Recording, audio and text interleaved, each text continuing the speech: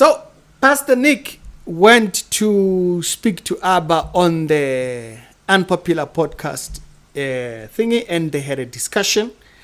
And Abba had a message for me, and I thought it would be only right if he spoke this publicly for me to acknowledge it publicly. And I also do think there is also a lesson from this particular thingy. And I have about 2 verses that I want to read alongside that whole thing. But there is also a third group that I want to address. Okay? The third group who's not in the discussion. And so we're going to go through that whole thing. It's the issue. Do daily Christian commentary videos. Now, other episodes down today, they'll be down in the pinned comments. Let's hear Abba's words here. But how I will introduce you is this. Ngengahlala la nomfowethu uRicky, and we had a discussion with my brother uRicky, and ngiyezwa ukuthi mhlawumbe umfowethu akaphathekanga kahle. Ricky mntakababa ngiyaxolisa makuba uphathekanga kahle inhlangano yethu the last time we were together.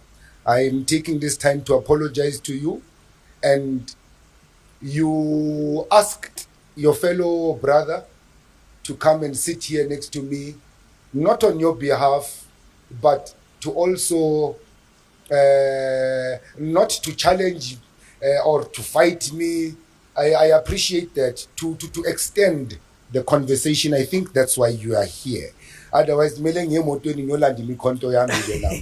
but we are going to continue with that conversation. I did make a video concerning this particular subject when I was declining the second thingy, and I made clear why I was declining. I wasn't declining because the people they were saying what, or all those things. No.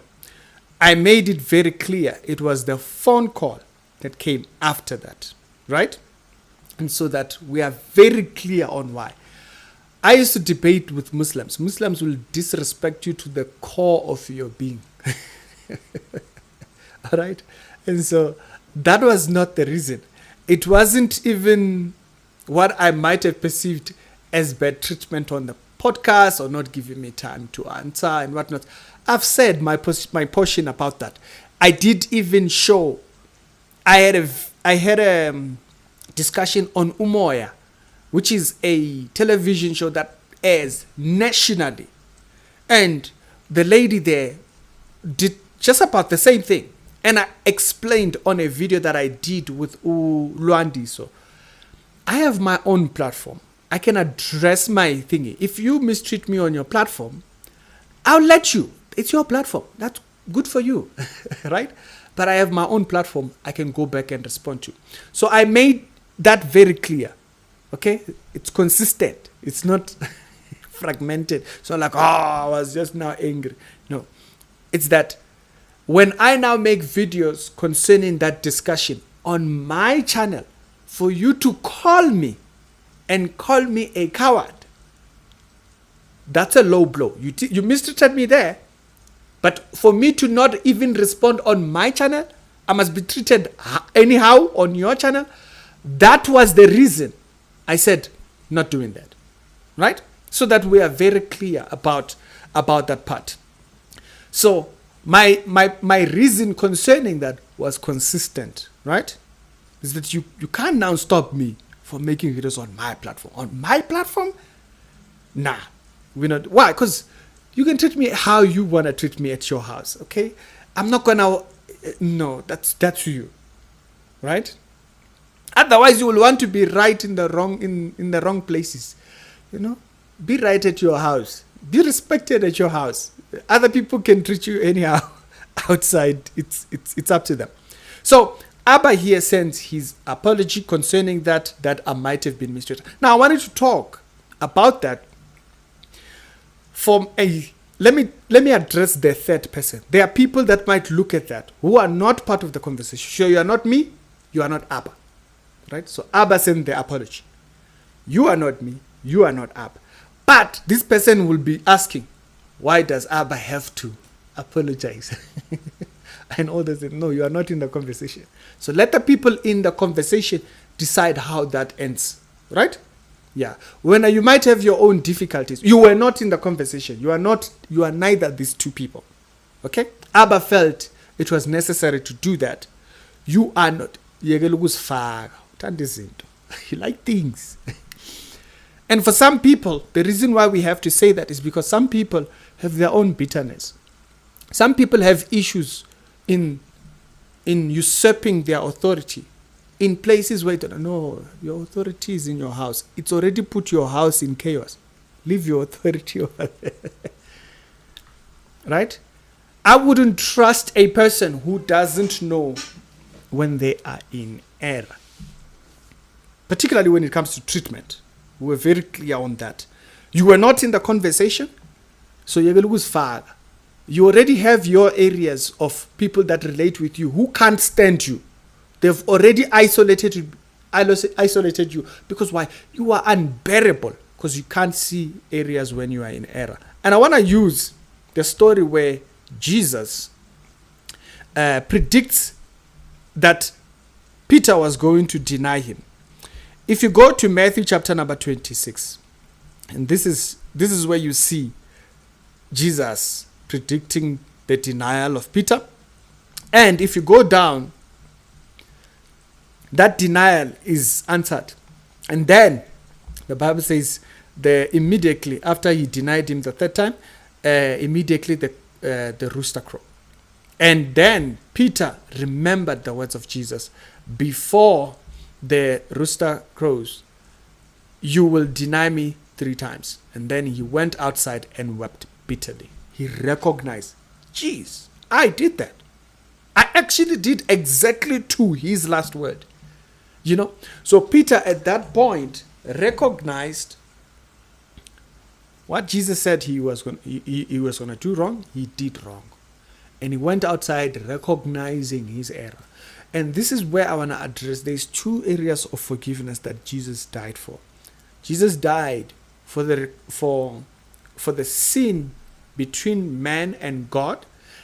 But he didn't just die for that. He died for the sin of man between men. And that's something that a lot of people don't understand. He died not only for the sin between us and God. He died as well for the sin between you and another individual. Right? And if you just remember or rewind to the crucifixion thingy, there is a portion where you see in Luke chapter number 23 where you see this verse here. And when they came to the place called the skull, they crucified him there. And alongside criminals, one on his right and one on his left. Okay? And then Jesus said, Father, forgive them, for they know not what they are doing. They know not what they are doing, for they do not know what they are doing. And they divided his garments and cast lots for him. You'll recognize that there is things that man was doing against Jesus. Now, think about it. Christians, the Christian doctrine, not Jehovah's Witness doctrine. The Christian doctrine is that Jesus is God. And so, if Jesus is right there forgiving the wrongs of man, he's dying with people that were guilty of what they were accused of, and he dies as an innocent. Right there. And so this is where you see the forgiveness, not only, so he has one on his right and one on his left. So not only is he dying as God, if you don't understand the Trinity, it's fine. Okay, just listen. He is dying as God to represent man. He's dying as God to represent man. And right there, you see him render the forgiveness. Forgive them, for they do not know what they are doing. Right? But then he dies with this one here on the right, on the left, and this one here on the right. So he doesn't die for this here, but he dies also for this here. He dies for both this. And I think that's a very important picture to see for a lot of people. is that if you don't recognize, why do I need to be forgiven by God? Why? What did I do wrong? You see, for some people, they don't recognize their need to be forgiven from God. But they will willingly be willing to state their need for forgiveness from the next man. They'll be more than willing to have other people come to ask for forgiveness from them. So, in life, you're going to meet either one of these. Now, for some people, they know both. They have both that they will recognize. For some people, they only recognize one. And these are people maybe who are there are people who are Christian who understand their forgiveness from God, but they will not understand their forgiveness from men. They are angry about people that did them wrong. They continue to carry it with in their life. They continue to live with it in every single day life. They continue to live with the hatred and bitterness of what wrongs people did. By the way, when we say forgiveness from men, we are not saying that you forgive them and now you guys are now buddies. Forgiveness means you recognize that you should be freed from expecting something. No, if they don't say sorry, something wrong will happen to them. Like when you stop having that idea, that's when you know you have forgiven it. And so I wanted to clarify that for a lot of people that do not recognize forgiveness from men, that don't recognize forgiveness from God, they much expect other people who have done them wrong to come and apologize to them. But they do not understand that about God. There are people who they live on unforgiveness, right? They live on unforgiveness, but they think people have done them wrong. You'll have a person like that. They don't think they've ever done anything wrong to anyone, like never. Because they hold themselves in such in esteem that they think they've never done. Like me, I did something wrong to you. Who? How? That's a person I would not want to be next to, ever. Why? Because that person who does not recognize that position where Peter saw him. That's what a Christian should be seen as a person who sees both their need to give forgiveness to their fellow man, and also because they recognize that God required the same. And acknowledging that Jesus died for both. And you will have people that, from a doctrinal perspective, they will dismiss Jesus in forgiveness when he's the one who gives it, but will want to be apologetic to God. They'll say, we do wrong and what, but they will just never have the method that God gave.